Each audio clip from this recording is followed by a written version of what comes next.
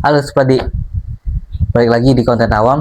Kali ini pembahasannya kita agak santai sedikit. Sudah lama kita tidak membahas hal-hal yang biasanya terjadi di masyarakat awam kita. Simak pembahasannya, mari kita mulai.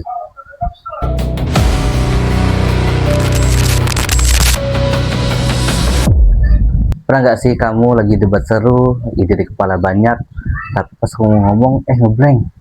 Kayak otak Windows yang tahun 98, tiba-tiba not responding, atau error lah seperti itu. Atau saat kalian sedang sidang skripsi, atau saat kalian sedang berbicara di depan kamera seperti ini, atau bahkan saat kalian sedang berbicara di depan khalayak ramai. Nah, pasti pernah mengalami keadaan lagi ngeblank seperti itu, sulit mau mengomong atau mengeluarkan kata-kata.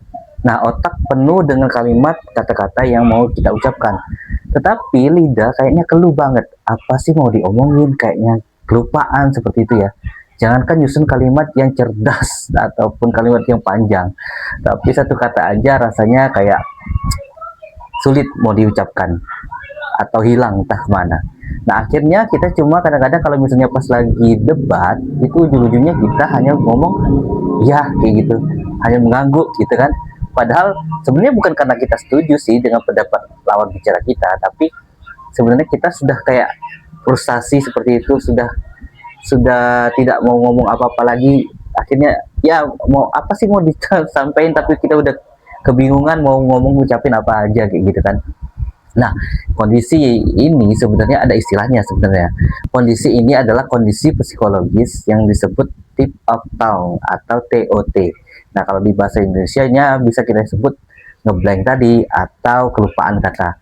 Nah, kalau versi ilmiahnya TOT ini bisa disebut dengan istilah letologika. Jadi kata ini diambil dari serapan bahasa Yunani. Leto berarti lupa, logos berarti kata. Jadi kalau kita terjemahkan ke dalam bahasa Indonesia, artinya menjadi kelupaan kata. Intinya sih sama aja sih dengan TOT. Artinya otak kita penuh dengan apa yang ingin diucapkan, tetapi mulut ataupun kitanya kebingungan mau ngucapin hal-hal yang ada di otak kita. Nah, sekarang kita masuk ke pembahasannya. Harus dipahami lebih dahulu bahwa TOT ini sebenarnya merupakan kondisi psikologis ringan. Jadi bukan suatu tanda atau gangguan saraf yang atau gangguan otak serius ya sebenarnya. Kita harus paham dulu nih, kondisi ini sebenarnya bisa terjadi ke siapapun, mau di usia berapapun, serta dalam berbagai bahasa dan budaya. Jadi bukan hanya untuk di orang Indonesia aja yang terjadi, tapi seluruh dunia pun semua manusianya pasti mengalami hal ini. Nah, lalu harus dipahami juga persentase manusia yang mengalami kondisi TOT ini itu mencapai 90% tuh. Nah, lalu meski kondisi ini berada di usia berapapun, sebenarnya pasti faktor usia itu pasti menentukan lebih lanjut. Karena orang lansia atau orang dewasa yang lebih tua itu lebih sering mengalami kondisi TOT ini dibandingkan yang lebih muda. Makanya orang-orang yang sudah tua biasanya kelupaan apa sih mau diomongin kayak gitu kan. Apalagi yang sudah uzur, pasti banyak lupanya seperti itu. Apa mau ngucapin apa kayak gitu, bingung kayak gitu kan. Nah, itu pasti faktor usianya mempengaruhi. Nah, terus kita harus paham dulu nih penyebab fenomena ini, psikologis ini itu kerap muncul pada kita. Penyebabnya apa aja sih sebenarnya? Pertama, sebenarnya itu karena stres. Saat terpojok, misalnya tadi pada saat kita sedang debat seperti itu, sedang dalam kondisi apa itu harus fokus seperti itu kan. Jadi saat terpojok tubuh kita mengeluarkan hormon stres nih yang bikin otak kita jadi susah mengakses memori. Itu faktor yang pertama. Lalu faktor yang kedua adalah beban kognitif. Bayangin aja otak kita yang harus multitasking seperti itu. Nah, dengerin lawan bicara kita, lalu mikirin balasan kalimatnya apa aja, terus ngatur emosi kita harus tetap tenang, terus nyari kata-kata lagi, mau kita ucapin apa-apa aja nanti. Nah, kalau sudah kebanyakan tugas, tentu ya hasilnya sama aja kayak mesin komputer pasti ada lag-nya. Jadi kalau misalnya sudah kebanyakan, sudah bingung, ya tadi ngeheng kayak gitu, ngeblank. Nah, lalu kita masuk ke penyebab yang ketiga, rasa tidak berdaya. Nah, kalau jadi gini, kadang-kadang kalau sebelum kita ngomong aja itu kita sudah merasa bahwa lawan bicara kita ini smart sepertinya, orangnya lebih pinter atau strata sosialnya lebih tinggi dibanding kita. Itu kan kita udah rasa minder duluan kan pastinya. Nah, ini mengkondisikan otak kita itu untuk fight or flight kayak gitu. Jadi kadang-kadang kalau misalnya dia mengambil flight, ya udah nyerah aja kayak gitu. Alhasil kita pun kebanyakan ya diam atau hanya mengiyakan dari lawan bicara kita. Itu adalah beberapa faktor penyebab yang biasanya menciptakan kondisi TOT ini ke beberapa sebagian besar orang seperti itu. Oke, kita mulai masuk ke solusi untuk mengatasi TOT ini. Harus dipahami dulu, kan kita udah paham nih bahwa yang namanya TOT ini adalah psikologis ringan. Jadi pasti ada solusi dong bagaimana cara untuk kita mengatasi agar kita tidak selalu terjebak ke kondisi TOT ini. Yang pertama, kita harus ambil jeda dulu nih. Jadi misalnya sebelum kita berbicara atau menjawab apa yang lawan bicara kita sampaikan, kita harus ambil jeda dulu. Jadi nggak langsung harus kita ngotot, harus cepat jawab seperti itu, kesannya harus kita biar lebih pintar gitu, nggak perlu seperti itu. Dan nggak masalah juga kita harus menyebutkan dengan kata sebentar, saya pikirin dulu. Itu nggak bikin kita terlihat lebih bodoh sebenarnya, tetapi sebenarnya dengan kondisi kita mengambil jeda, itu otak kita lebih fresh, otak kita bisa lebih mengatur kata-kata, dan mulut kita pun bisa sinkron dengan otak kita biar bisa menyampaikan dengan lugas dan tidak perlu harus cepat kalimatnya, pelan-pelan aja. Itu lebih bisa memudahkan kita menjawab lawan bicara kita, dan kita pun mengurangi resiko TOT kita. Terus yang kedua solusinya adalah harus pakai kata pengganti. Jadi misalnya kita kelupaan kata-kata apa nih misalnya mau diucapin, atau istilah-istilah apa seperti itu.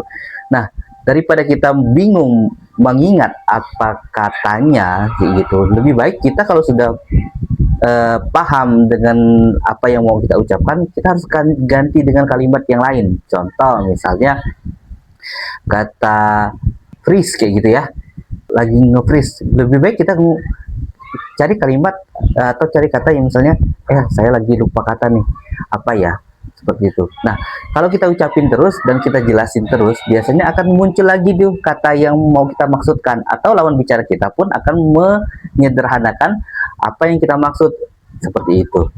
Jadi kita jangan merasa bingung mau ngucapin, jadi dan malu mengucapin karena kita tidak tahu istilahnya, bukan tidak tahu ya, tapi kelupaan istilahnya.